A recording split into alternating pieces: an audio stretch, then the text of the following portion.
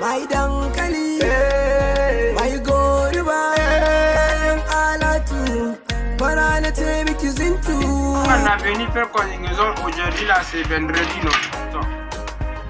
Tout le monde a qu'un silence d'abord. Voilà, pour te lever, il faut écrire date là aujourd'hui. Ah bon? Non.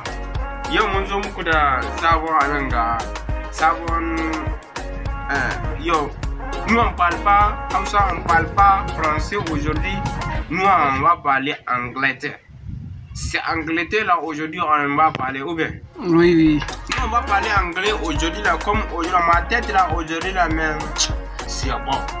Quand j'ai revenu aujourd'hui là mais je n'ai pas.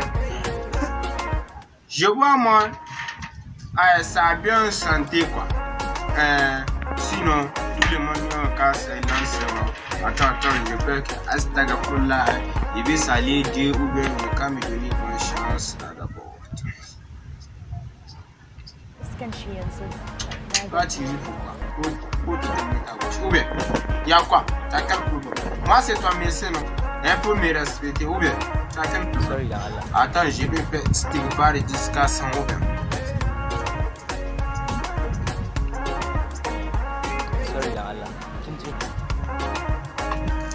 Alhamdulillah Rabbil Alamin.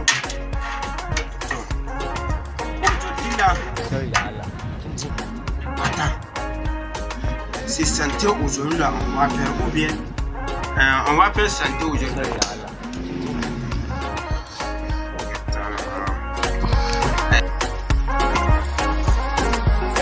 Assalamu alaikum baby ni da kere. Babu mera babu tare ni da kere. Rayuwa da matsala in babu kere.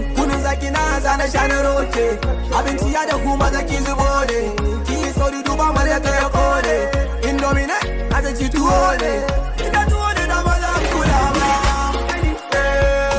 mai korba mai kunun ayana mai haska karaina mai dankali mai korba mai kikinya